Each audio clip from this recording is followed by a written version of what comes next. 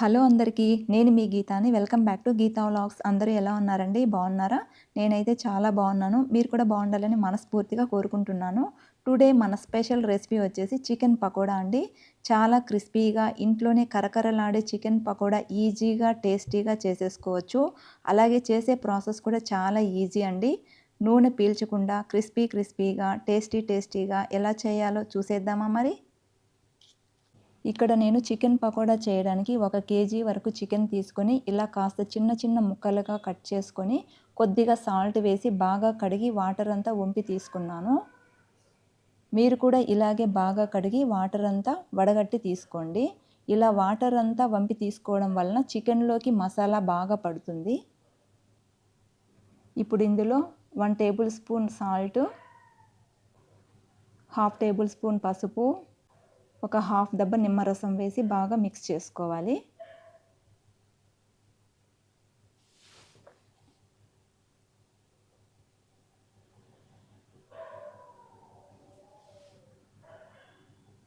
ఇలా బాగా మిక్స్ చేసుకోవాలి.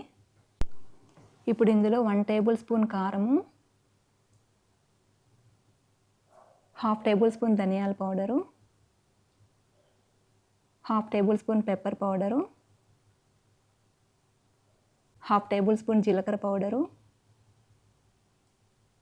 Half tablespoon garam masala powder, 2 tablespoon అల్లం వెల్లుల్లి పేస్ట్ వేసుకొని బాగా మిక్స్ చేసుకోవాలి.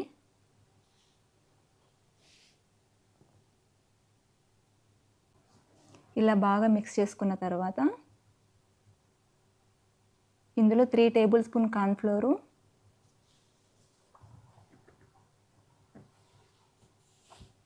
అలాగే 2 టేబుల్ స్పూన్ రైస్ పౌడరు,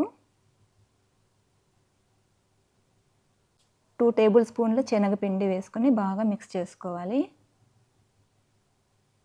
ఇలా బాగా మ్యారినేట్ చేసి పక్కన పెట్టుకోవాలి. ఇప్పుడు ఇందులో పచ్చిమిర్చి ముక్కలు అలాగే కరివేపాకు కొద్దిగా వేసి ఇలా బాగా మ్యారినేట్ చేసుకొని ఒక 2 అవర్స్ మూత పెట్టి పక్కన పెట్టుకోవాలి.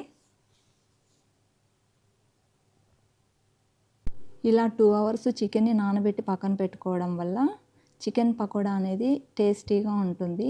ముక్కలకు కూడా మసాలా బాగా పడుతుందన్నమాట. ఇప్పుడు మనం స్టవ్ మీద ప్యాన్ పెట్టుకొని స్టవ్ ఆన్ చేసుకొని అందులో ఆయిల్ వేసుకుందాము. ఆయిల్ వేడెక్కాక ఇప్పుడు మ్యారినేట్ చేసి పెట్టుకున్న ముక్కల్ని ఒక్కొక్కటిగా ఇందులో ఆయిల్లో వేసుకోవాలి.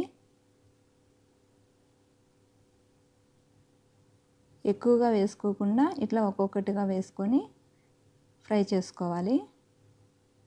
స్టవ్ని మరీ హై ఫ్లేమ్లో కాకుండా మీడియం ఫ్లేమ్లో పెట్టుకొని ఫ్రై చేసుకోవాలి. కొద్దిగా వేగిన తర్వాత ఒక్కొక్కటిగా ఇలా ఫ్లిప్ చేసుకుంటూ తిప్పుకోవాలి. స్టవ్ని లో టు మీడియం ఫ్లేమ్లో పెట్టుకుంటూ వేయించుకోవాలి. ఇలా బాగా ఫ్రై చేసుకోవాలి. ఇలా చేశారంటే పైకి క్రిస్పీగా లోపల సాఫ్ట్గా చాలా టేస్టీగా ఉంటాయి అన్నమాట.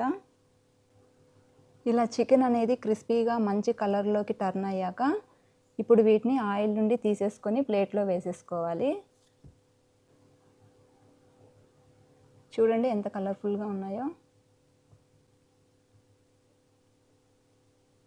ఇలాగే మిగతా చికెన్ కూడా వేసుకొని ఫ్రై చేసుకోవడమే. ఇంతేనండి, కరకరలాడే టేస్టీ చికెన్ పకోడా అయితే రెడీ అయిపోయింది. మీరు కూడా క్రిస్పీగా ఇలా చికెన్ పకోడాని చిటికలో చేసి పెట్టండి. క్షణాల్లో ప్లేట్ ఖాళీ అవుతుంది. టేస్ట్ అయినా టెక్స్చర్ అయినా అంతా పర్ఫెక్ట్గా వస్తాయి. ఈ వీడియో కనుక మీకు నచ్చినట్లయితే please do like, share and subscribe our channel. Thank you for watching.